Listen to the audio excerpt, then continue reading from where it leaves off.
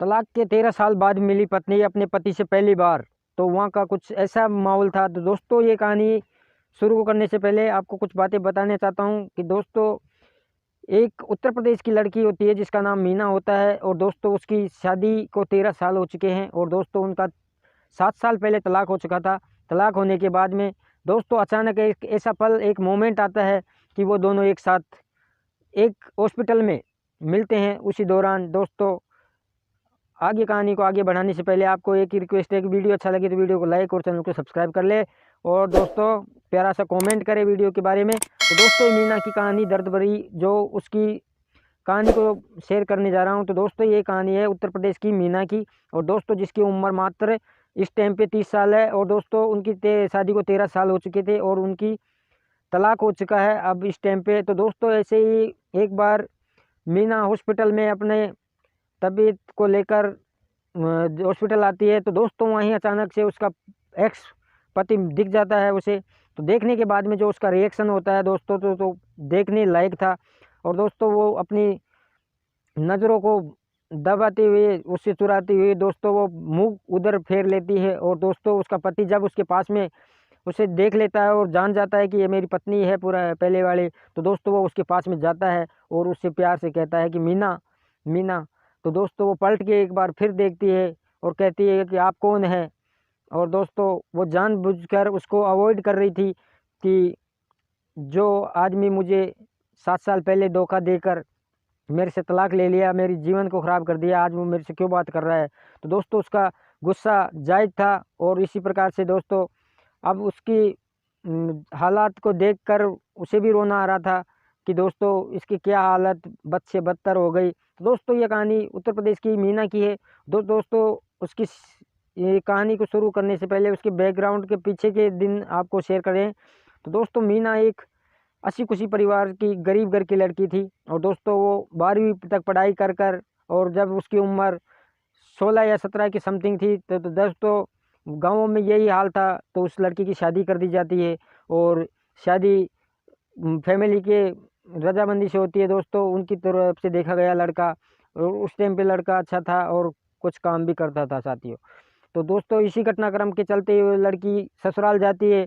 ससुराल में 3 से 4 साल रहती है, और दोस्तों जब उसके कोई बच्चा नहीं होता है तो उसके सास ससुर और देवर जेठ सभी पति द्वारा उसे प्रताड़ित किया जाता है, उसे ताने मारे जाते हैं।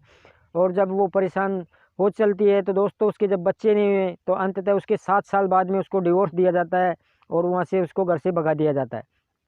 और दोस्तों मीना की हालात इतने मानसिकता कितनी ख़राब हो चुकी थी कि वो समझ नहीं आ रहा था कि वो क्या करे क्या ना करे। और दोस्तों उसकी फैमिली में भी आर्थिक स्थिति ठीक नहीं थी कि वो जाकर उनसे सपोर्ट मांग सके और वहाँ रह सके।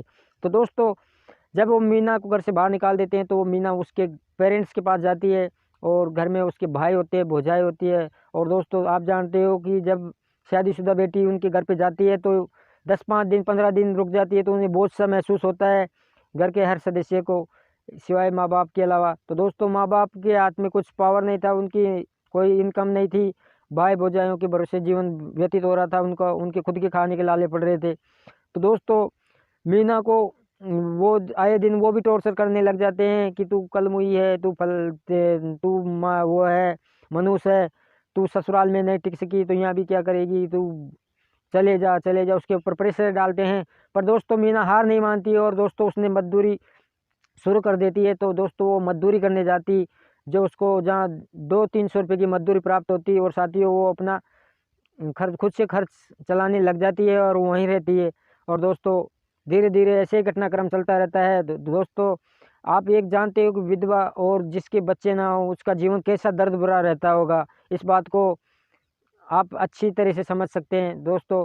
तो ऐसे ही कुछ चलता रहता है साथियों, और वो पिछली ज़िंदगी को भूल नहीं पा रही थी कि अब उसे नई जीवन शुरू करने के बारे में कुछ ख्याल ही नहीं था। और दोस्तों जब उसको ऐसे चलता रहता है तो दोस्तों एक बार की बात है कि दोस्तों उसकी तबीयत ख़राब हो जाती है और वो हॉस्पिटल में जाती है। तो वहाँ उसका पहले वाला पति उसको दिख जाता है। तो दोस्तों उसको देखकर वो हैरान रह जाती है कि इस आदमी से मुझे कोई बात नहीं करनी है, जब मेरे हालात ख़राब थे तो तुमने मुझे छोड़कर मरने के लिए छोड़ दिया था, और आज मेरे से आप क्यों बात कर रहे हो। तो दोस्तों मीना का पति उससे कहता है कि माना मुझसे गलती हुई, पर मैं अपनी गलती को सुधारना चाहता हूँ। मीना मुझे माफ़ कर दो, मैंने अपनी लाइफ में किसी को तुम्हारी जगह नहीं दी है, अभी तक मैं सिंगल ही हूँ, ना मैंने शादी की है। मैं अपने फैमिली वालों के वजह से और जल्दबाजी और आवेश में आकर मैंने तुम्हारे साथ में बहुत गलत किया। मीना मुझे पश्चाताप है, मैंने तुझे बहुत ढूंढा, बहुत वो किया, पर मीना मैं अब तुम्हें वापस ले जाना चाहता हूँ। तो दोस्तों जब उसका पति था तो दोस्तों जिस टाइम पे अय्याश था और दारू पानी पीता था, तो दोस्तों कमाता नहीं था, अच्छे से उसका ट्रीटमेंट नहीं करा सकता था।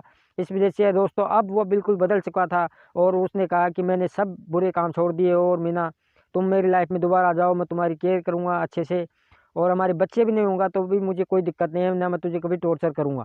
तो दोस्तों इसी आश्वासन के साथ में मीना उसकी बातें सुनकर पति की, और दोस्तों उसकी आंखें भर आती है, और आंखें भर आती है तो दोस्तों वो हपक हपक करके रोने लग जाती है, और दोस्तों उसके गले से लग जाती है, और पति पत्नी दोनों आपस में गले से लिपट कर रोने लग जाते हैं। तो साथियों जब डिवोर्स हो चुका था तो साथियों उन्होंने दोबारा मंदिर में जाकर वापस शादी की, और दोस्तों फिर उसको घर ले जाकर और अपने परिवार से दूर ले जाकर रखता है, और दोस्तों जहाँ उनको कोई डिस्टर्ब करने वाला नहीं था, और दोस्तों उसका अच्छे से इलाज करवाता है।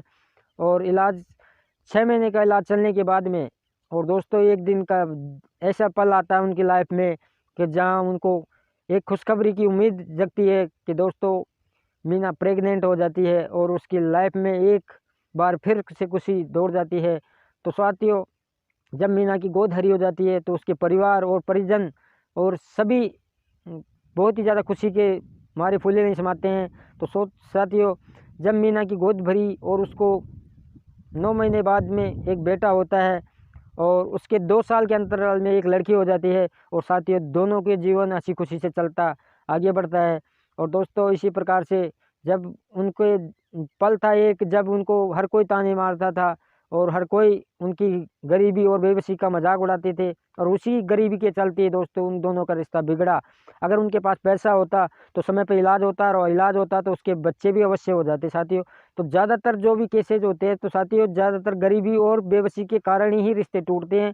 और गरीबी की दलदल एक ऐसी दलदल है साथियों जिसमें आदमी का जीवन नरक नहीं, नरक से भी बदतर जीवन जीने को मजबूर हो जाते हैं। तो साथियों मैं इतना ही आपसे रिक्वेस्ट करता हूँ कि जीवन में आप कुछ भी करो पर अच्छे तरीके से पैसा कमाओ, इतना पैसा कमाओ कि अपनी ज़रूरतों को, अपने परिवार और फैमिली की ज़रूरतें पूरी कर सके, और अपनी बेहतर लाइफ के लिए हमेशा प्रयास करते रहे, और अच्छा संघर्ष करे जीवन में, और दोस्तों अच्छी राह पर चले जिससे कि अपने परिवार और फैमिली को नई दिशा और नई सोच के साथ में आगे बढ़ा सके।